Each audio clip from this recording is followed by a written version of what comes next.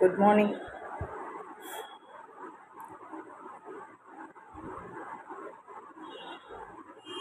இன்றைக்கி வந்து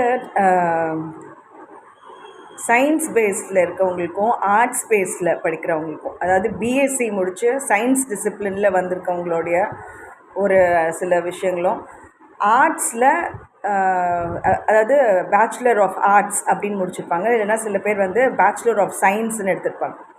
சயின்ஸ்லேயே வந்து இருக்கக்கூடிய ஸ்டடீஸ்க்கு உண்டான சில விஷயங்கள் இருக்குது, அப்ளிகேஷன்ஸ்க்குன்னு உண்டான சில விஷயங்கள் இருக்குது. ஆர்ட்ஸில் முடித்தவங்களுக்கு உண்டான சில அப்ளிகேஷன்ஸ் இருக்குது. அதாவது பேச்சுலர் அப்படின்னு சொல்லக்கூடிய அந்த பேட்சுக்கு உண்டான ஒரு ஆர்ட் சம்மந்தமானதை இருக்கக்கூடிய ஒரு விஷயம். ஸோ இப்போ இதில் வந்து EEE அப்படிங்கிற ஒரு எக்ஸாம்பிளுக்கு நான் சொல்கிறேன். EEE அப்படின்னு சொல்லக்கூடியது ஒரு இன்ஜினியரிங் காலேஜில் படிக்கக்கூடிய ஒரு விஷயம். அதாவது சயின்ஸ் எல்லாம் வந்து ப்ரொஃபஷ்னலான ஒரு டிகிரி படிக்கிறாங்கன்னா, வெறும் பேச்சுலர் அப்படிங்கிற ஒரு கோர்ஸ் அதையும் தாண்டி ஒரு இன்ஜினியரிங் காலேஜில் எங்கேயாவது அவங்களுக்கு சீட் கிடைக்குது, அதாவது பேச்சுலர் கோர்ஸ்க்கு அப்ளை பண்ணி அதில் செலக்ட் ஆகிருக்கிறாங்கன்னா, சில பேர் இன்ஜினியரிங்க்கு வந்து கொஞ்சம் லேட்டாக தான் அட்மிஷன் எடுப்பாங்க. அதுலேருந்து சில பேர் வந்து அந்த பொசிஷன் கிடைக்கணும், இன்ஜினியரிங்க்கு ப்ரொஃபஷ்னல் டிகிரி கிடைக்கணும் அப்படிங்கிறதுக்காக அது ஒரு அகாடமிக் ரேங்கிங்க்காக போடுறாங்க. அதாவது இப்போது EEE அப்படின்னு ஒரு சப்ஜெக்ட் ஃபார் எக்ஸாம்பிள் நான் சொல்கிறேன். இப்போது எலக்ட்ரிக்கல் அண்ட் எலக்ட்ரானிக்ஸ் இன்ஜினியரிங்னு சில பேர் சொல்லுவாங்க. Electrical, electronics and electrical engineering அப்படிங்கிறது சில பேர் சொல்கிறாங்க. இப்போது அந்த EEE அப்படிங்கிறதுக்கு உண்டான முதல் 3 எழுத்துக்கள் நான் சொல்கிறேன். எலக்ட்ரிக்கல் அப்புறம் எலக்ட்ரானிக்ஸ், அது ரெண்டுமே தெரிஞ்சிருக்கணும். இதுக்குள்ளேயே நிறைய எக்ஸ்பெரிமெண்டேஷனு, நிறைய சயின்டிஃபிக்கான அப்ரோச்சஸஸ், ரொம்ப ஒரு இன்ஜினியரிங் அப்படின்னும் போது கன்ஸ்ட்ரக்டிவான சில விஷயங்களை பண்ணுவாங்க. அதை வந்து பாட்டாக கைட்டி போட்டு ஸ்டடி பண்ணி திரும்பவும் அதை எப்படி அசம்பிள் பண்ணுறது, அதை வந்து எதோட காம்பனண்ட் இருந்ததுன்னா அது சரியாக இருக்கும் அப்படிங்கிறத அதை வந்து ஒரு ஹையர் கோர்ஸ் ஆஃப் டிசிப்ளினில் படிக்கக்கூடியவங்க ப்ரொஃபஷ்னல் இன்ஜினியரிங்கில் இருப்பாங்க. புதுசாக ஏதாவது கண்டுபிடிக்கிறாங்க அப்படின்னா பழைய பேரே வைக்க முடியாது அப்படிங்கிறதுனால இன்வென்ஷன் அந்த மாதிரியான பேட்டன்ட்டுக்கு உண்டான ஒரு சில விஷயங்களில் அவங்க வந்து பண்ணணும் அப்படின்னும் போது எலோக்கியல் அப்படிங்கிறத அவங்களுக்கு வைப்பாங்க. அந்த ப்ராஜெக்ட் கம்ப்ளீஷனில் இல்லை அவங்க படித்ததுக்கு இல்லை அவங்க என்ன கண்டுபிடிச்சிருக்காங்களோ அதை எப்படி அவங்க வெர்பாட்டம் சொல்கிறாங்க அப்படிங்கிறது அவங்களுக்கு உண்டான அந்த டெர்மினாலஜியை செட் பண்ணுறதுக்கான ஒரு இதுவாக இருக்கும், ப்ராசஸாக இருக்கும். ஸோ இது வந்து சயின்ஸ்க்கு உண்டான ஒரு விஷயம்.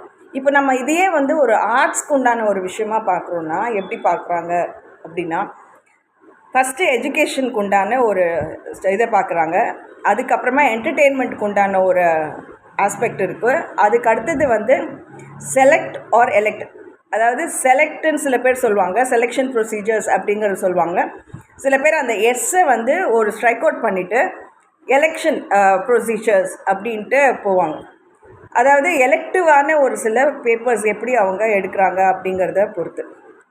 இப்போது நான் இதுக்கு உண்டான டிஃப்ரென்சஸ் வந்து உங்களுக்கு இதில் சொல்கிறேன். இதில் எப்படியான ஒரு டிஃப்ரென்சஸ் இருக்குது அப்படிங்கிறத சொல்கிறேன். ஆர்ட் பேஸிஸில் இருக்கிறத மட்டுமே நான் சொல்கிறேன், ஏன்னா அது வந்து கொஞ்சம் ஈஸியாக இருக்கும் அண்டர்ஸ்டாண்ட் பண்ணிக்கிறதுக்கு. இதில் வந்து என்ன ஒரு விஷயம் அப்படின்னா, எஜுகேஷன் அப்படின்னு ஃபஸ்ட்டு ப்ரீகேஜியில் ஆரம்பித்து அந்த பசங்களுக்கு வந்து ப்ரீகேஜி, எல்கேஜி, யூகேஜி, அந்த வந்து கிண்டர் கார்டன் லெவல் அப்படிங்கிறது ஒரு நிலை இருக்குது. பசங்களும் முதல்ல எந்த வயசில் சேர்ப்பாங்கன்னா, ஒரு ப்ரீகேஜி வந்து ஒரு 4-5 இயர்ஸ்க்குள்ள சேர்ப்பாங்க. 3.5 வயசில் சில பேர் சேர்க்குறாங்க. சில பேர் வந்து 4 இயர்ஸ்க்கு மேலே வந்து அந்த ப்ரீகேஜி லெவலில் பார்ப்பாங்க. அந்த இல்லைன்னா அந்த 5 இயர்ஸ்க்குள்ளேயே வந்துட்டு LKG, lower kindergarten, upper kindergarten ரெண்டுமே வந்து வித்தின் 6 இயர்ஸ்க்குள்ளே அந்த பசங்க கம்ப்ளீட் பண்ணிடுறாங்களாங்கிறத பார்த்து 6.5லேருந்து இல்லை 7 இயர்ஸ்லேருந்து ஃபஸ்ட் ஸ்டாண்டர்டுக்கு அட்மிஷன் போடுவாங்க. 6.5 ஆர் 6 above 6 years old வந்து ஃபஸ்ட் ஸ்டாண்டர்டுக்கு அட்மிஷன் போடுவாங்க. பிலோ 6 இயர்ஸ்க்குள்ளே இருக்கவங்க வந்து கிண்டர் கார்டன் லெவலுக்குள்ளே வருவாங்க. So 3 to 4, 4 to 5, 5 to 6, pre KG, LKG, UKG, lower kindergarten, upper kindergarten வரைக்கும் வந்து 6 இயர்ஸ்க்குள்ளே கம்ப்ளீட் ஆகிடும். 6.5க்கு மேலே இருக்கிற பசங்க வந்து ப்ரைமரி லெவலில் ஃபஸ்ட் ஸ்டாண்டர்ட் கிரேட் 1லேருந்து அவங்களுக்கு ஸ்கூலிங் ப்ரொசீஜர்ஸில் ஆரம்பிக்கும். சில ஸ்கூல்ஸில் ப்ரீகேஜி இருக்காது, எல்கேஜிலேருந்து ஆரம்பிப்பாங்க. எல்கேஜிலேருந்து ப்ரைமரி வரைக்கும் வச்சுருப்பாங்க. சில ஸ்கூல்ஸில் வெறும் ப்ரீகேஜி தனியாக, அதாவது pre-KG, LKG, UKG, kinder garden level மட்டும் தனியாக ஒரு ஸ்கூல் இருக்கும். அதுக்கப்புறம் ஃபஸ்ட் ஸ்டாண்டர்ட்லேருந்து 5th ஸ்டாண்டர்ட் வரைக்கும் ப்ரைமரின்னு ஒரு ஸ்கூல் இருக்குது. 5th ஸ்டாண்டர்ட் வரைக்கும், ஃபஸ்ட் ஸ்டாண்டர்ட்லேருந்து 5th ஸ்டாண்டர்ட் வரைக்கும், கிரேட் 1லேருந்து கிரேட் 5 வரைக்கும் இருக்கிறது ப்ரைமரி லெவலில் இருக்கும். 6th ஸ்டாண்டர்ட்லேருந்து அவங்களுக்கு 8th வரைக்கும் மிட் ஸ்கூல்னு இருக்கும். 6th ஸ்டாண்டர்ட்லேருந்து 8th வரைக்கும் மிட் ஸ்கூல்னு சொல்லுவோம். அந்த ESLCங்கிறது அந்த 8th ஸ்டாண்டர்ட் லெவல். ஸோ 6, 7, 8, 9, 10 வரைக்கும் வர்றது வந்துட்டு மிட் ஸ்கூல், ஹை ஸ்கூல் வரைக்கும் அதில் இருக்குது. இப்போது சில ஸ்கூல்ஸில் 6, 7, 8 வரைக்கும் இருக்கா, 6, 7, 8, 9, 10 வரைக்கும் இருக்குது. இல்லை 6, 7, 8, 9, 10, 11 வரைக்கும் இருக்குது. 6, 7, 8, 9, 10, 11, 12 வரைக்கும் இருக்குது. ஸோ இந்த 11 and 12 வரும்போது 10th பப்ளிக் எக்ஸாம் முடிச்சுட்டு 11th and 12th அவங்க வந்து அந்த குரூப் செலெக்ஷன் எடுக்கிறாங்க. அவங்களுக்கு 10th வரைக்கும் இருக்கிறது அந்த சில காமனான சப்ஜெக்ட்ஸ் எல்லாமே வர்றது இருக்குது. அந்த சப்ஜெக்ட்ஸ் எல்லாம் முடிச்சுட்டு அதுக்கப்புறமா பப்ளிக்கில் அவங்க கிளியர் ஆனதுக்கப்புறம் 11th and 12th அவங்கள குரூப் செலெக்ஷனில் எடுக்கிறாங்க.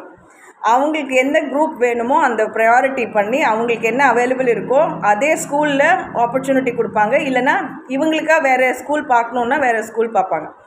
சில ஸ்கூல்ஸில் எப்படி இருக்குது, சென்ட்ரல் போர்ட்ஸில் அவங்களுக்கு 6thலேருந்து 10th வரைக்கும் அந்த ஸ்கூலிங்க்கான சிஸ்டம் இருக்குது. 11th and 12th அவங்க அங்கே கண்டினியூ பண்ணலாம். இல்லை 11th வரைக்கும் அங்கே முடிச்சுட்டு 12th ஸ்டாண்டர்டில் ஓப்பன் ஸ்கூலிங்னு அவங்க வந்து நடத்துகிறாங்க. ஓப்பன் ஸ்கூலிங்கில் ஓப்பனான லெவலில் வந்து அவங்க போவாங்க. ஓப்பன் லெவலில் போகும்போது அவங்க எந்த காலேஜுக்கு வேணும், அவங்களுடைய காலேஜ் டிகிரி வந்து எந்த ஸ்பெஷலைசேஷனில் அவங்க பண்ண போகிறாங்க, இல்லை அவங்களுக்கு என்ன மாதிரியான ஒரு சாய்ஸ் அவங்களுக்கு தேர்வாக இருக்கும் அப்படிங்கிறதுக்கான அவங்களுக்கு அந்த அவுட்லெட் அவங்களுக்கு கிடைக்குது. ஸோ இது வந்து depends on the priority of the ஸ்டூடெண்ட்டுக்கு இருக்கக்கூடிய அவங்களுடைய விருப்பம், அவங்களுக்கு என்ன அவங்களால ஸ்பெஷலைசேஷனில் அவங்களுடைய படிப்பில் அவங்கள வந்து டேலண்ட்டில் அவங்களுக்கு ஸ்திரப்படுத்திக்க முடியுதோ, விருப்பப்படுறாங்களோ அதில் தான் அவங்களுடைய ப்ரையாரிட்டிஸ் அமையும். ஸோ இதில் வந்துட்டு 6 to 10th வரைக்கும் நம்மளுக்கு ஒரு ஸ்கூல் இருக்குது. அப்புறம் 11th 12th ஹையர் செகண்டரிங்கிற ஸ்கூல் இருக்குது. அப்போ 6 to 10th வந்து ஹை ஸ்கூலுங்கிற லெவலில் சொல்லுவாங்க, high school and higher secondary school அப்படின்ட்டு. அப்போ 1 to 5 இருக்கிறது ப்ரைமரி ஸ்கூல்னு இருக்குது. ப்ரீகேஜி டு அப்போ கிண்டர் கார்டனுங்கிறது கிண்டர் கார்டன் லெவலில் இருக்கக்கூடிய ஸ்கூல்ஸோடைய இதில் இருக்குது. ஸோ அப்போது சில ஸ்கூல்ஸ் வந்து ரொம்ப பெரிய ஸ்கூலிங் சிஸ்டமாக இருக்குன்னா வேறு கேம்பஸில் கூட அவங்க சில ஸ்கூலிங் இது வைப்பாங்க. ரெசிடென்ஷியல் கேம்பஸ்னால் வீடு, அந்த ஸ்கூல் பக்கத்தில் இருக்கிற ரெசிடென்சஸ் எல்லாம் அவங்களுக்குங்கிறது கிடையாது. அவங்க காம்பவுண்டு கேட்டட் கம்யூனிட்டியாக இருக்கும்.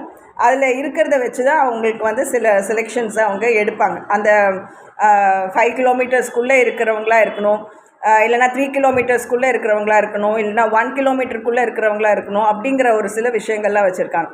அப்புறம் அந்த ஸ்கூலில் கம்யூட்டேஷனுக்கு வேன் போயிட்டு வருமா, இல்லைனா அவங்களுடைய பேரண்ட்ஸ் கொண்டு வந்து விடுவாங்களா அப்படிங்கிற ஒரு சில விஷயங்கள் பார்ப்பாங்க. ஐடி கார்டு பார்ப்பாங்க. ஐடி கார்டு வந்து எவ்ரி 1 மந்த்துக்கு மாற்றிட்டே இருக்க முடியாது இல்லையா, அதனால் அந்த பேரண்ட்ஸை வந்து கூப்பிட்டு முதலே அவங்க எங்கே இருக்க போகிறாங்க, இல்லை நாங்கள் நடுவில் வீடு மாற்றிட்டோம், நீங்கள் ரூட் மாற்றி கொடுக்கணும், அது இதுன்னு எல்லாம் சொன்னால் அவங்களுக்கு கரிக்குலம் கோர்ஸ் ஒர்க் அவங்களுக்கு பண்ணிகிட்ருக்கவங்களுக்கு கஷ்டமாக இருக்கும். ஐடி கார்டில் வந்து நீங்கள் இல்லை நாங்கள் வேணால் வேன்லேருந்து ரிலீவ் பண்ணிக்கிறோம், யாராவது வந்து ஆட்டோவில் வந்து கூப்பிட்டு போவாங்க அப்படின்னா வந்து சில பேரண்ட்ஸ் வந்து சொல்லுவாங்க. ஸோ அதெல்லாமே வந்து challenges to the school authorities. அவங்களுக்கு அதெல்லாம் வந்து ரொம்ப கஷ்டமாக இருக்கும். ஏன்னா பேரண்ட் யார் வருவாங்க, யார் பிக்கப் பாயிண்டில் நிற்பாங்க, யார் வந்து ஏற்றி பஸ்ஸில் வந்து அவங்களுக்கு வேனில் பிக்கப் அண்ட் ட்ராப் பண்ணும்போது அவங்கள யார் ரிசீவ் பண்ணுவாங்க அப்படிங்கிறதெல்லாம் பார்த்து தான் வந்து மேனேஜ்மெண்ட் வந்து அட்மிஷன்ஸே போடுவாங்க, சீட்ஸே ஃபில் பண்ணுவாங்க. அந்த ஐடி கார்டு முதல் கொண்டு அது எல்லாமே ஸ்கூல்ஸில் யூனிஃபார்ம் கொடுக்கறது, அந்த ஷூ சைஸ் முதல் கொண்டு பார்த்து கொடுக்கறது, இது எல்லாமே அவங்களுடைய பொறுப்பில் அவங்க பண்ணுவாங்க.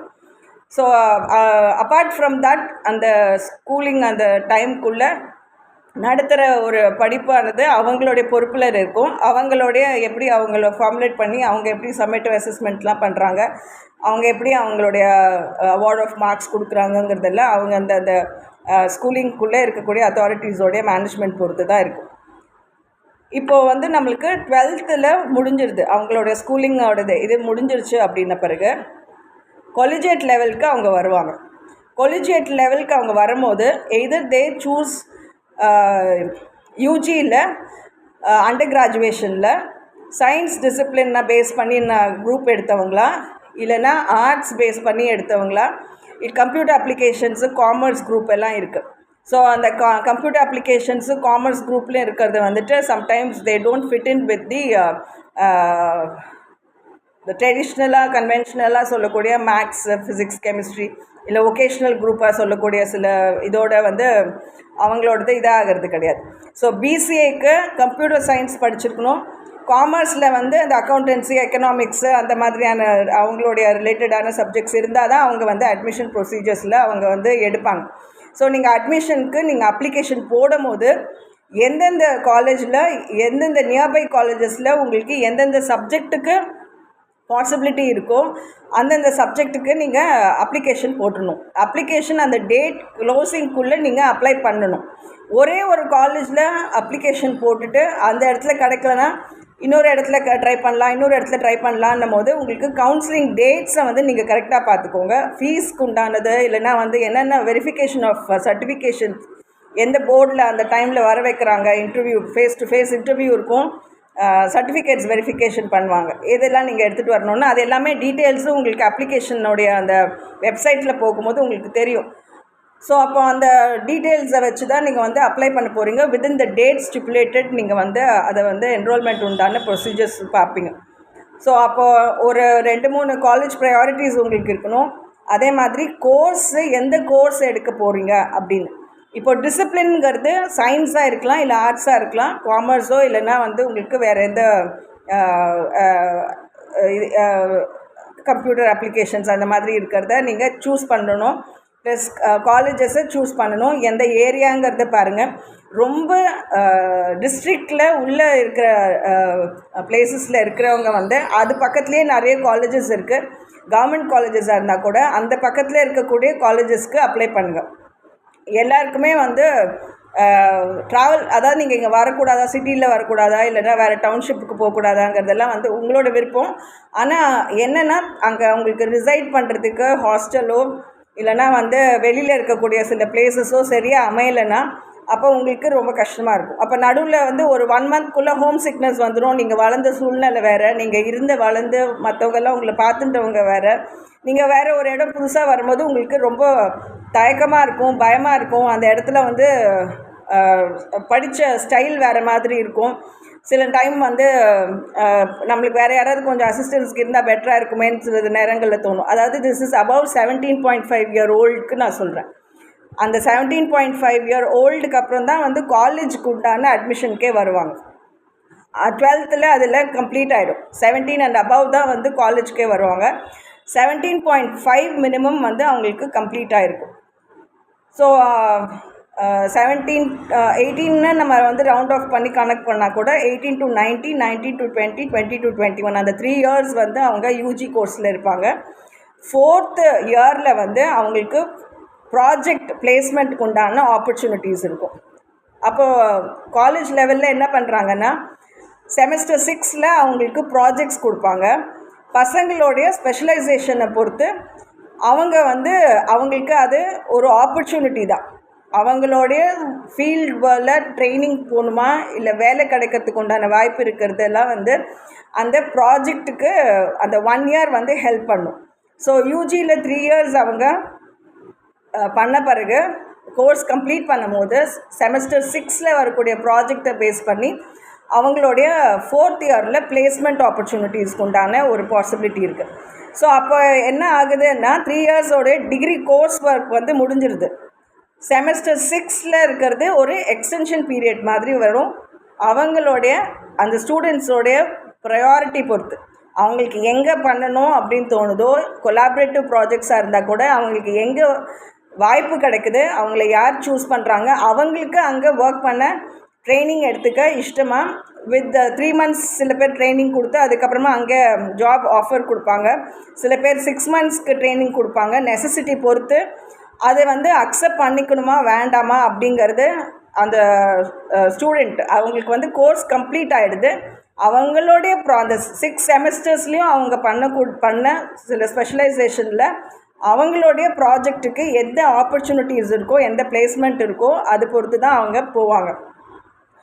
ஸோ அந்த ட்ரைனிங் பீரியடு இந்த 4 வருஷமே போதும் அவங்களுக்கு. அந்த யூஜியில் பிளேஸ்மெண்ட்டுக்கான scope and opportunities with training இருக்குது.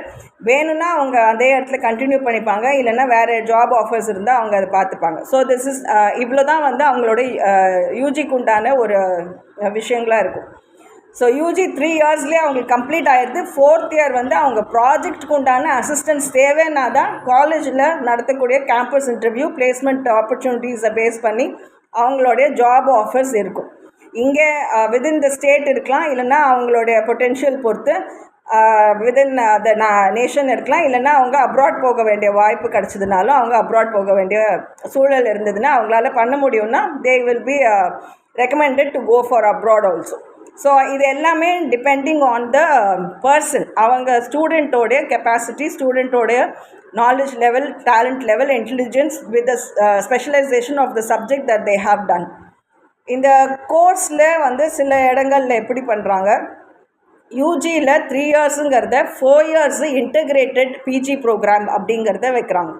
அதாவது யூஜியில் 3 இயர்ஸு, இன்னும் ஒரு 1 இயர் அந்த பிளேஸ்மெண்ட்டுன்னு சொல்லி நம்ம அனுப்பக்கூடிய நேரங்களில் வந்து சில பேர் சில காலேஜஸில், சில யூனிவர்சிட்டிஸில் 4 இயர்ஸ் ப்ரோக்ராம் எம்எஸ்சி இன்டகிரேட்டட் அப்படிங்கிற ஒரு ப்ரோக்ராம் வைக்கிறாங்க. ஸோ அப்போது யூஜியில் 3 இயர்ஸ் படிக்கிறதோ, இல்லைன்னா யூஜியில் 2 இயர்ஸ் படிக்கிறதோ அதெல்லாம் அவங்க டிசைன் பண்ணியிருப்பாங்க கரிக்குலம்.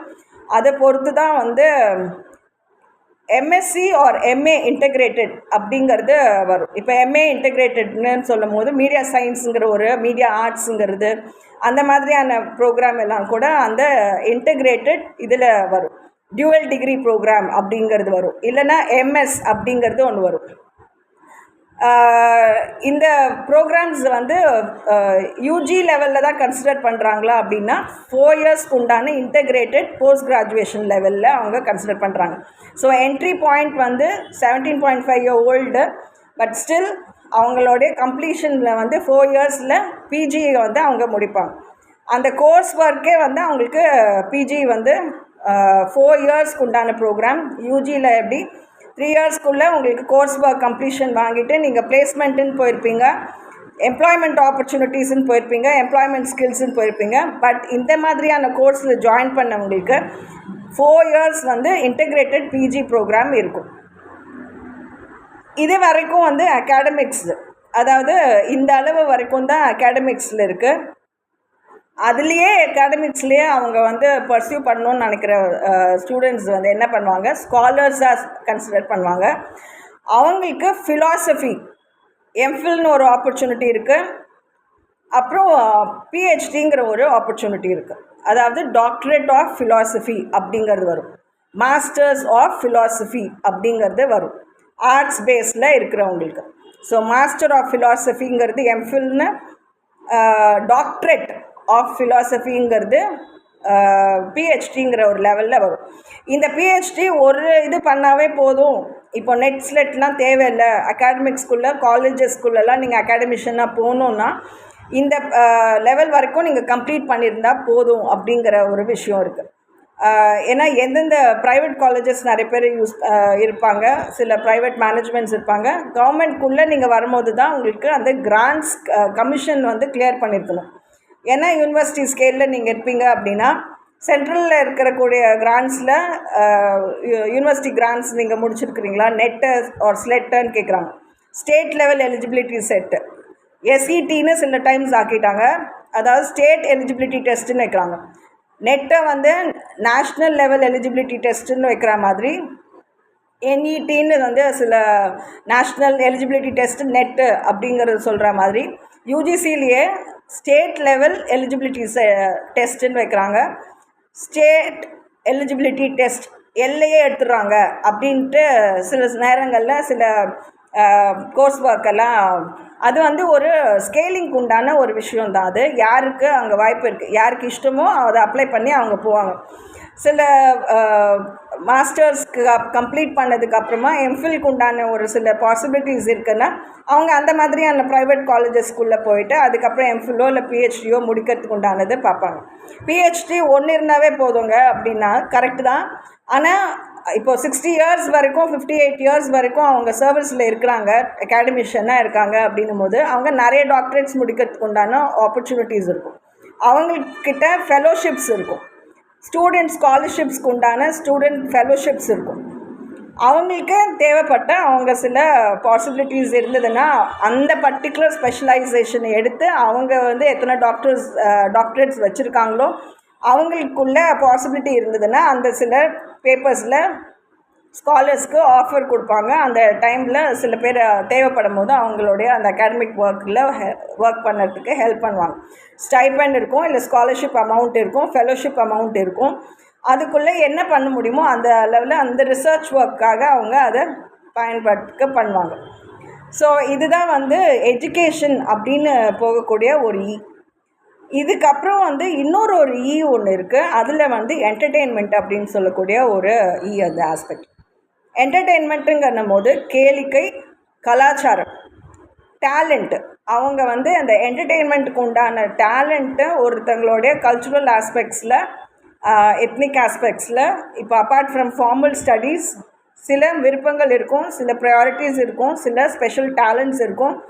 அதை வந்து they would have honed up, HON honed up அப்படின்னும் போது ஆனர்ஸ் அப்படின்னு சொல்லுவோம். எக்ஸ்ட்ரா கரிக்குலர் ஆக்டிவிட்டீஸ்ன்னு சில பசங்க பண்ணியிருப்பாங்க.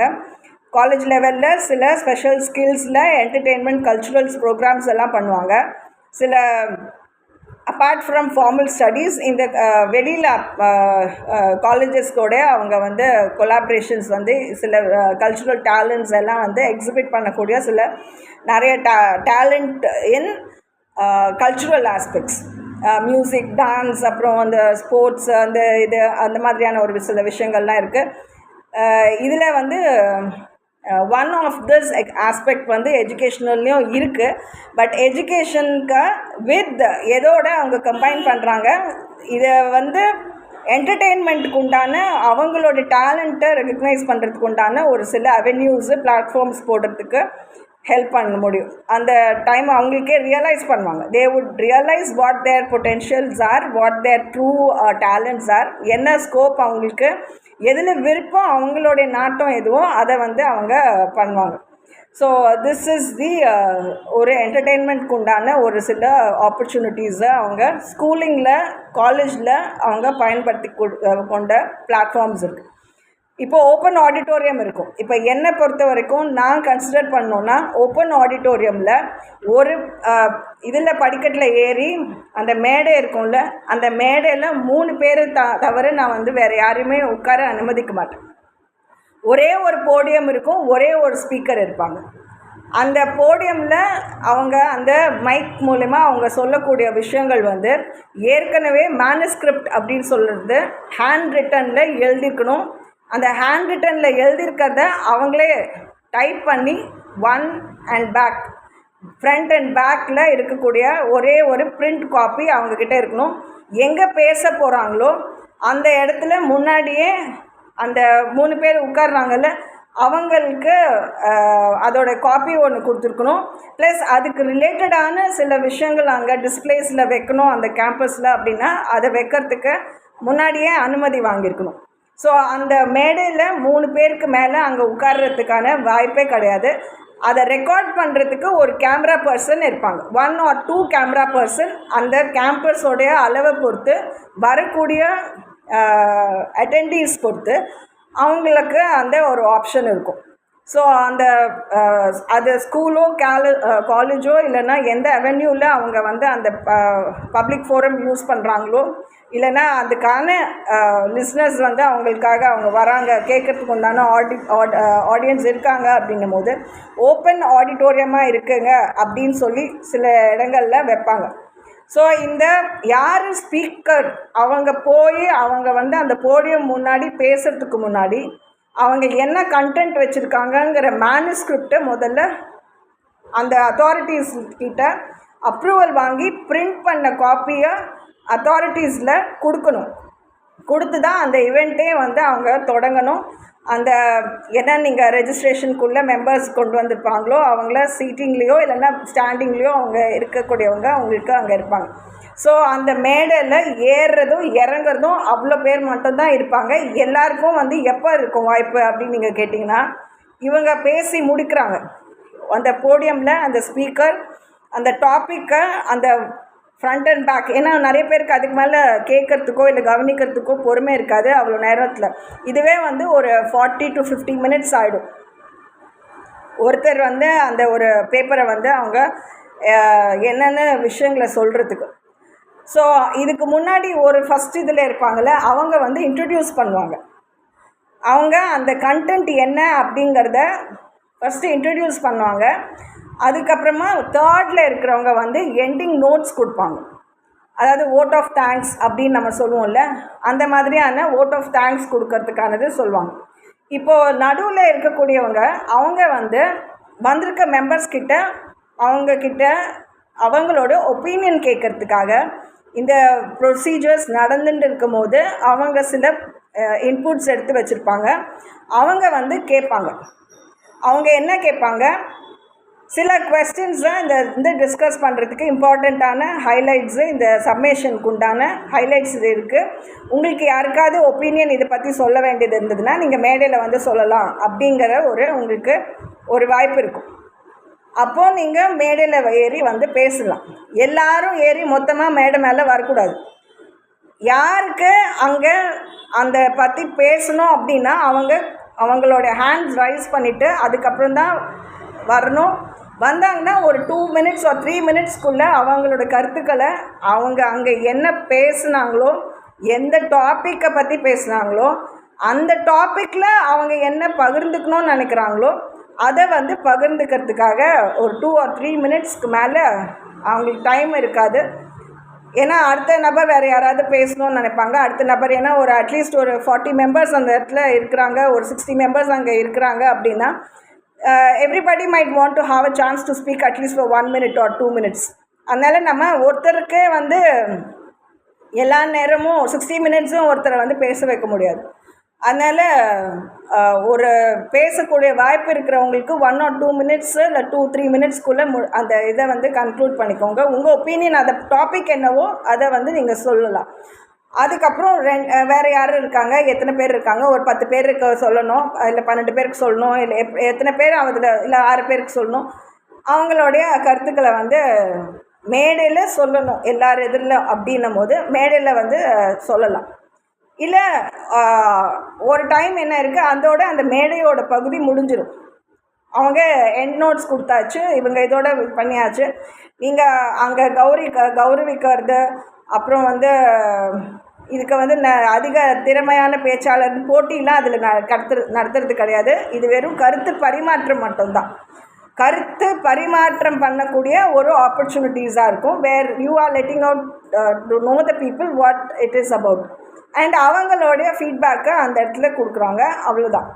இதில் வந்து மேடையில் யார் அங்கே கௌரவிக்கிறாங்க, யாருக்கு வந்து சில டோக்கன், அதாவது ஒரு மெமரிக்கு உண்டான ஒரு சில விஷயங்கள் வந்து அடையாளத்துக்கு உண்டானதை கொடுப்பாங்க.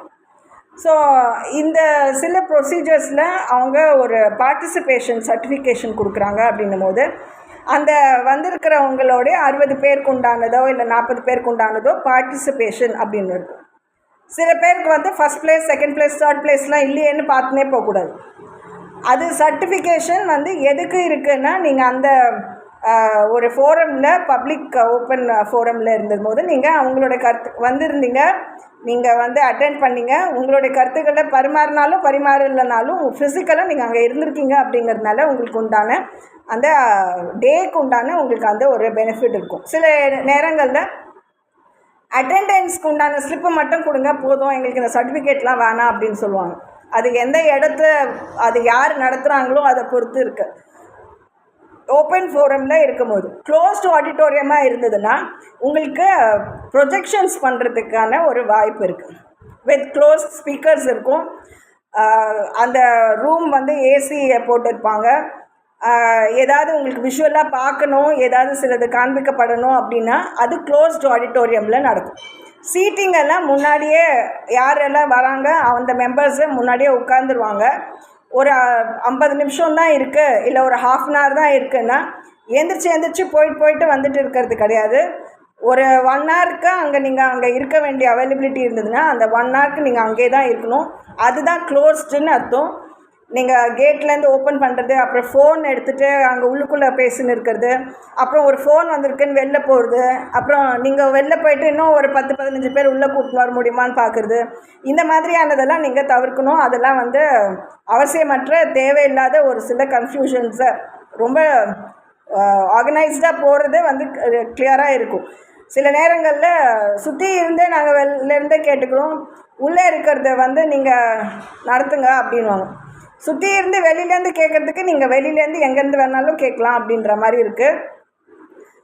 உள்ளுக்குள்ளே யார் நபர்கள் அனுமதிக்கப்படுறாங்க, அந்த அனுமதி வேணும்னு கேட்டு யார் அந்த சீட்ஸில் உட்கார்றாங்க, அந்த சீட்ஸில் இருக்கிறவங்க அந்த நேரம் அந்த ப்ரோக்ராம் முடிகிற வரைக்கும் அந்த இதை இருந்து நிகழ்ச்சியில் அதுதான் அந்த நிகழ்ச்சியில் அவங்க கலந்துக்கிற ஒரு விஷயம். அதுக்கப்புறமா அவங்க வெளியில் அவங்க போயிடுவாங்க. ஸோ அதுலேயும் அந்த மேடையில் ஒரு 3 பேர் தான் இருப்பாங்க. இதே மாதிரியான ப்ரொசீஜர் தான். ஆனால் உங்களுக்கு எக்ஸ்ட்ரா என்ன ஒரு விஷயம் இருக்குன்னா, காட்சிகளும் அதுக்குண்டான ஆடியோவும் கேட்குறதுக்கு ஒரு பாசிபிலிட்டி இருக்கும். ஏசி போட்ட ரூமாக இருக்கும். ஏன்னா புழுக்கத்தில் உள்ளுக்குள்ளே உட்காந்து ஃபேனில் பண்ணிட்டு வச்சுருக்க முடியாது. அதனால் அந்த தான் நம்மளுக்கான அந்த டிஃப்ரென்ஸு ஓப்பன் ஆடிட்டோரியமுக்கும் க்ளோஸ்ட் ஆடிட்டோரியம்லும் இருக்கிறது. இப்போது பெரிய பெரிய பெரிய இவெண்ட், அது பெரிய ஒரு மியூசிக்கல் ஆர்கெஸ்ட்ரா நடக்குது. ஒரு நிறைய 1000 மெம்பர்ஸ்க்கு மேலே எதிர்பார்க்குறோம், 5000 மேலே மெம்பர்ஸ் எதிர்பார்க்குறோங்கிறதெல்லாம் கரிக்குலம்க்கு அப்பார்ட் ஃப்ரம் தட்டாக இருக்கும். அது பப்ளிக் ஃபோரமில் இருக்கக்கூடிய சில விஷயங்கள். அது பெரிய பெரிய மைதான், பெரிய பெரிய கிரவுண்டு, பெரிய பெரிய கான்ஃபரன்ஸ் ஹால்ஸு, இல்லைன்னா ரொம்ப பெரிய இருக்கக்கூடிய இடங்களை ஸ்பேசஸாக அவங்க ஏற்கனவே புக் பண்ணி வேறு இடங்களில் அந்த விஷயங்களை அவங்க கண்டக்ட் பண்ணுவாங்க. ஸோ இது ஒரு நாலேஜ் பேஸ் ப்ளஸ் என்டர்டெயின்மெண்ட்டுக்கு உண்டான ஒரு பாசிபிலிட்டியில் இந்த விஷயங்கள் நடக்கும். இதில் கல்ச்சுரல் ப்ரோக்ராம்ஸ்க்கான ஸ்கோப் இருக்கான மேடை இருக்குது. இப்போ நாங்கள் பேசலை, ஆனால் சில விஷயங்களை மட்டும்தான் நாங்கள் மியூசிக்கலாக போடுறோம், ஒரு ஸ்கிட்டாக போடுறோம், ஒரு ப்ளே நடத்தி காட்டுறோம், இல்லைன்னா ஒரு மியூசிக்கல் ஏதாவது ஒரு கலை நிகழ்ச்சிகளை நாங்கள் பண்ணுறோம். அப்படின்னும் போது அந்த நிகழ்வில் பார்ட்டிசிபேட் பண்ணுறவங்க அது மட்டும்தான் அங்கே இருப்பாங்க. அதோடு அவங்க இறங்கி போயிடுவாங்க. இதில் ரெஃப்ரெஷ்மெண்ட்ஸ்க்கு உண்டானது அந்த டைம் சில இடங்களில் வச்சுருப்பாங்க. என்ன காஃபி டீ வச்சுருப்பாங்க, இல்லைனா தண்ணி பாக்கெட் கண்டிப்பாக வைக்கணும். எல்லா இடங்கள்லையுமே தண்ணி மஸ்ட்டு. நீங்கள் இலை போட்டுலாம் போடணுங்கிற அவசியம் இல்லை, பொஃபேலாம் வச்சு நடத்தணுங்கிற அவசியம்லாம் இல்லை. பட் பேசிக்காக வாட்டர் ஃபெசிலிட்டியும் அங்கே இருக்கக்கூடிய டாய்லெட் ஃபெசிலிட்டிஸும் கரெக்டாக இருக்கணும். மற்றபடி வேறு நீங்கள் பஃபேலாம் அரேஞ்ச் பண்ணிங்கன்னா நீங்கள் வெளியில் வேறு எங்கேயாவது கூட அரேஞ்ச் பண்ணிக்கலாம். இல்லை நீங்கள் ஹோம் சயின்ஸில் சம்மந்தமான டயட்டிக்ஸ்லாம் பண்ணுறீங்கன்னா அதுதான் ப்ரையாரிட்டி. அப்படின்னா you might have a food festival also. அதில் அப்போ அதோடைய ஆஸ்பெக்ட்ஸே வேறு மாதிரி இருக்கும். அதுக்காக சில பேர் நியூட்ரிஷியஸான சில விஷயங்கள், அதுக்குண்டான சில இதெல்லாம் அதில் பகிர்ந்துக்குவாங்க. ஸோ இதுலேயும் எல்லாருக்குமே என்டர்டெயின்மெண்ட்டில் ஒரு லெட் அவுட் இருக்குது. சில டேலண்ட்ஸு சில விஷயங்களை பகிர்ந்துக்கிறதுக்கான ஒரு வாய்ப்புகள் இருக்குது. Apart from the basic curriculum அப்படிங்கிற மாதிரியான ஒரு சில விஷயம். சில பேருக்கு மீடியா ப்ரோக்ராம்ஸ் பண்ண வேண்டியதாக இருந்தது, மீடியாவுக்குள்ளே சில டேலண்ட் விஷயங்களை காட்ட வேண்டியதாக இருந்ததுன்னா நிறைய மீடியா இருக்குது, ப்ரைவேட் சேனல்ஸு நிறைய. கவர்மெண்ட்டுக்குன்னு போகும்போது தூர்தர்ஷன் போவீங்க, இல்லைன்னா பிரசார் பாரதிக்கு போவீங்க, ஆல் இண்டியா ரேடியோன்னு. இப்போ வேறு சேட்டலைட் சேனல்ஸுன்னு போனீங்கன்னா அந்த சேட்டலைட் சேனல்ஸில் நிறைய இருக்குது. அந்த நிலையத்துக்கூட தொடர்பு கொண்டு நிலையத்தாரோடு அவங்களோட நீங்கள் அந்த ப்ரோக்ராம்ஸ்க்கு நீங்கள் அங்கே எங்கே சொன்னாங்களோ அந்த வென்யூவில் நீங்கள் போய் அவங்களோட விஷயங்களை பகிர்ந்துருக்கீங்க. ஸோ அந்த என்டர்டெயின்மெண்ட் அவ்வளோதான் அந்த இடத்துல முடியுது. அது மீடியாவோடு இருக்கக்கூடிய ஒரு சில விஷயங்கள். நெக்ஸ்ட்டு அதனால அது ஆர்ட்ஸ்ன்னு வருது. ஏன்னா அவங்க ஆன் ஸ்க்ரீனில் இருப்பாங்க சில பேர் ஆஃப் ஸ்க்ரீனில் அதுக்கான சில பேக் எண்ட் விஷயங்கள் பார்க்க வேண்டியதுன்னா அந்த ஒருங்கிணைப்பாளர்களுக்கான ஒரு சில டாஸ்கெல்லாம் ஒளிபரப்பு பண்ணக்கூடிய சில டாஸ்க்கு அந்த மாதிரியான சில விஷயங்கள்லாம் ஒவ்வொரு பங்கீடு இருக்கும், பங்களிப்பு இருக்கும். அந்த நிகழ்ச்சிகளை தொகுப்பு பண்ணி அவங்க கொடுக்கக்கூடிய சில கால இடைவெளிகளும் கால அவகாசங்களும் அவங்களுக்கு தேவைப்படும். ஸோ அந்த மாதிரி வந்து என்டர்டெயின்மெண்ட்டை அவங்க அதோட இது பண்ணிக்கிறாங்க. இன்னொரு விஷயம் என்ன அப்படின்னா, அங்கே வந்து சயின்ஸில் எலோக்வியல்னு சொல்கிறோம்ல, எலோக்வியல் அப்படின்னு சில பேர் சொல்லுவாங்க. அதாவது அந்த டெர்மினாலஜிஸை அவங்க பேட்டன்ட் ரைட்ஸ் வாங்கிறதுக்கு உண்டானது. இதில் வந்து என்னன்னா வாய்ஸ் பூத் இருக்குது, சில பேரோடைய வாய்ஸஸ் வந்து அதில் பதிவிடுறாங்க. சில சர்வீஸ் கமிஷன்ஸுக்காக சில விஷயங்கள் வந்து செயல்பாட்டுக்காக சில இது இருக்குது அப்படின்னா, ஸோ கவர்மெண்ட் அத்தாரிட்டிஸ்லேருந்து சில விஷயங்கள் பண்ணிகிட்டு இருப்பாங்க. இல்லைனா வந்து ஆஸ் ஜென்ரல் சிட்டிசன் உங்களுக்கு உண்டான ஒரு சில கான்ட்ரிபியூஷன்ஸ் இருந்ததுன்னா அந்த ஆஸ் ஜென்ரல் சிட்டிசன்ஸ் நீங்கள் வந்து உங்களுடைய அந்த டைம் ஃபேஸில் அந்த விஷயங்களுக்காக நீங்கள் பண்ணுவீங்க. You are already have selected a person and then you are choosing that person, electing a person. இப்போ இதில் என்னென்னா ஆல்ரெடி செலெக்ஷன் ப்ரொசீஜர்ஸ் ஓவர் ஆகிருக்கும். அதில் அதுக்கப்புறமா இருக்கக்கூடியவங்களில் எலெக்ட் பண்ணுவாங்க. எலெக்ட் பண்ணதுக்கப்புறமா அவங்க வந்து அசம்பிளேஜ்க்கு அவங்க போயிடுவாங்க. அது எந்த அசம்பிளேஜு என்ன மாதிரியான ஒரு சில விஷயங்கிறது அந்த ஸ்பெஷலைசேஷனில் அந்தந்த உடன்பட்ட நபர்களுக்கு தான் தெரியும். அவங்க வந்து அதோடைய அவங்களுக்கு அது அவசியமாக இருக்குது இல்லை அவசியமாக இல்லை அப்படிங்கிறதெல்லாம் அவங்க தான் முடிவு பண்ணுவாங்க. அந்த சில ப்ரொசீஜர்ஸு அந்த டிகிரிக்கு அந்த என்ன அவங்களுக்கு வேணும், அவங்களுடைய பெர்ஃபார்மன்ஸ்க்கான சில விஷயங்களில் என்ன அவசியமாக இருக்குமோ அதை பேஸ் பண்ணி தான் அவங்க அதில் நெக்ஸ்ட் லெவலில் போவாங்க. சில பேர் வந்து அந்த வாய்ஸ்க்கு கொடுக்க வேண்டிய அவசியமே இல்லை, ஏன்னா இது வந்து மொழிக்கு அப்பாற்பட்டு தான் இருக்குது. அப்போது சிம்பிள்ஸை தான் நம்ம சூஸ் பண்ணுறோம். அந்த கேண்டிடேட் என்னங்கிறது அவங்களுக்கு அதை கூட தெரியாது, அவங்களுடைய பேக்ரவுண்டு என்னங்கிறது தெரியாது. வெறும் சிம்பிள்ஸ் அடிப்படையில் அவங்க வந்து சில ஒரு ரெட்டாரிக்கான ஒரு சில விஷயங்கள் வந்து அவங்க ஏற்கனவே பின்தொடர்ந்து வந்துட்டுருப்பாங்க. அந்த சில விஷயங்களுக்கு உண்டான ஆட்ரிபியூஷன்ஸை வந்து அவங்களுக்கு கொடுக்கறதுக்கான ஒரு வாய்ப்பாக இருக்கும். ஸோ இதில் வந்து வெறும் மியூசிக் சிஸ்டம்ஸ் இருக்கும், வெறும் கரோக்கீஸ் மட்டும் இருக்கும், இல்லைனா லிரிக்கலுக்கு உண்டான சில விஷயங்கள் மட்டும் இருக்கும். அவங்க வந்து ஒரு எக்ஸ்குவிசிட்டான ஒரு சில மியூசியாலஜி ஆர்கியாலஜிக்கல் டிபார்ட்மெண்ட்ஸ்குள்ளெல்லாம் அவங்க இருக்கிறாங்க அப்படின்னும் போது எல்லாரோடைய இதுவும் வந்து அங்கே பங்களிப்புக்கு அவங்களுக்கு அங்கே அவசியம் கிடையாது. சில ஸ்பெஷல் ஸ்கில்ஸ்க்கு உண்டான சில ஸ்பெஷல் டேலண்ட்ஸ்க்கு உண்டான அந்த விஷயங்கள் தேவைப்படும் போது தான் அவங்க வந்து அந்த விஷயங்களை அவங்க வேணும்னா அவங்களால அதை பேக் எண்டாக வச்சு அவங்களுக்கு தேவைன்னா அதுக்கு அந்த சமயம் அவங்களால அதை பயன்படுத்திக்கணும் அவசியம் இருந்தால் அந்த இடங்களில் அவங்க பயன்படுத்திக்கிற ஒரு வாய்ப்பு கிடைக்கும். ஸோ அதனால தான் வந்து above 18 years அப்புறம் தான் அந்த ஒரு possibility of whether you want to contribute for அந்த 5 yearsக்கு உண்டான எவ்ரி ஆல்டர்னேட் பீரியட்ஸில் அவங்க கொடுக்கக்கூடிய விஷயங்களில் உங்களால் அந்த கவர்மெண்ட் ஸ்ட்ரீம் லைனிங்குள்ளே இல்லைனா அந்த இடங்களுக்கு உண்டான ஸ்ட்ரீம் லைனிங்குள்ளே வரணுன்னா அவங்க பண்ணுறாங்க. இல்லை நீங்கள் வேறு ஒரு ஸ்டேட்டு ஒரு 3-4-5 ஸ்டேட்டில் வேறு இடங்களில் இருக்கீங்க, இல்லை நீங்கள் அப்ராடில் போகிறவங்களா இருந்தால் அதுக்கு உண்டான சில வாய்ப்புகள் இருக்கும். அது அந்தந்த பூத் லெவலில் இருக்கிறவங்களுக்கு அது தெரியும். இல்லை நீங்கள் அதில் பண்ணலை, இந்த டைம் உங்களுக்கு அது தேவை இருக்காது, இந்த டைமில் உங்களுக்கு அதை வந்து பண்ண வேண்டிய அவசியம் இல்லை அப்படின்னா அதை வந்து அது it all depends on your possibilities. Some people will say நீங்கள் கவர்மெண்ட் அஃபிஷியல்ஸாக இருக்கீங்கன்னா you are standing independent of any of the choice of the candidates who have been listed above அப்படின்னும் போது எப்போவுமே அந்த none of the above அப்படின்னு அதுதான் உங்களுக்கு வந்து நியூட்ரலான ஒரு ஸ்டாண்டிங் இருக்கும். இல்லைனா வந்து நீங்கள் வேறு ஏதாவது ஒரு இதுக்கு ப்ரிஃபரன்ஸ் கொடுத்து நீங்கள் அதுக்கு பண்ணுறதா இருக்கும்போது அது போஸ்டலில் பேலட்டில் போச்சு, இல்லைனா பேலட் போகுது. பேலட்டுன்னும் போது லிரிக்கலில் எழுதக்கூடியவங்களாக இருப்பாங்க, பேலேன்னு போகிறது டான்ஸ் விஷயங்களில் மூமெண்ட்ஸில் பண்ணக்கூடியவங்களாக இருப்பாங்க. இல்லைனா வந்து பேலட் அப்படிங்கிறது டெக்ஸ்டுவலுக்கு உண்டான இல்லை அதுக்கு உண்டான ஒரு சில பதிப்பு, அதுக்கு உண்டான ஒரு சில விஷயங்களுக்கு போகும்போது அந்த எழுத்துக்களும் இல்லைன்னா அந்த வரைபடங்களும் மாறாமல் இருக்கிறதுக்கு உண்டான ஒரு சாய்ஸ்க்காக அவங்க ப்ரிஃபரன்ஸில் அவங்க பண்ணக்கூடியது. ஸோ இதுதான் வந்து நம்மளுக்கு இந்த 3E வந்து ஆர்ட்ஸில் நம்ம சொல்கிறோம். ஃபஸ்ட்டு எஜுகேஷன் வந்து ஸ்ட்ராங் ஃபவுண்டேஷன் இருக்கணும். எஜுகேஷனோடையது உங்களுடைய நல்ல ஒரு இன்டலெக்சுவலான ஒரு நல்ல விஷயம், இன்டலெக்ட்ஸ் வந்து உங்களுக்கு கிளியராக நல்ல உங்களுக்கு என்ன ஸ்பெஷலைசேஷனுங்கிறது உங்களுக்கு நல்ல ஒரு புரிதல் இருக்கும், நல்ல அறிதலும் இருக்கும், அதுக்கு உண்டான செயல்திறன்களும் உங்களுக்கு இருக்கும். அப்போ என்டர்டெயின்மெண்ட் வந்து உங்களுக்கு ஒரு நல்ல ஒரு ரிலீஃபாக இருக்குது. இந்த எஜுகேஷன் சம்மந்தமானதாக இருக்கா இல்லை அப்பார்ட் ஃப்ரம் அப்படிங்கிறதுனால தான் அது எக்ஸ்ட்ரா கரிக்குலமாக இருக்குது.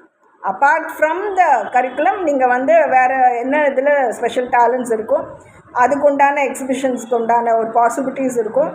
அடுத்த லெவலில் உங்களுடைய சோஷியல் லைஃபு, உங்களுடைய பப்ளிக் லைஃப், உங்களுடைய சோஷியல் அண்ட் பப்ளிக் லைஃப்பில் உங்களுக்குண்டான கான்ட்ரிபியூஷன்ஸை எந்த லெவலில் போகணும் அப்படின்னு நீங்கள் நினைக்கிறீங்களோ.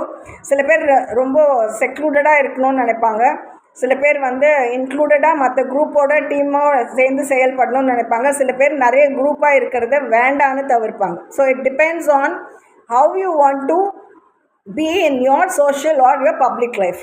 ஸோ இந்த 3Eயும் வந்து நம்மளுக்கு ரொம்ப ரொம்ப இம்பார்ட்டண்ட்டான ஒரு விஷயமா இருக்கும். So this is the most important thing, priority. ஏன்னா இந்த டைம் சம்மரில் நம்மளுக்கு வெக்கேஷன் டைம்னா கூட நம்மளுக்கு இத்தனை ஃபேஸஸ் ஆஃப் இது வந்து நம்ம அதை தாண்டி நம்ம வர வேண்டியக்கூடிய ஒரு சூழல் இருக்குது. So it depends on how you are prioritising it and how you are planning out your எதை எப்படி நீங்கள் முன்னுரிமை கொடுத்து எதுக்காக நீங்கள் செயல்படணுமோ அதுக்கேற்ற மாதிரி நீங்கள் பண்ணுறதுக்கான பாசிபிலிட்டிஸ்க்காக சொன்னேன். Okay, thank you.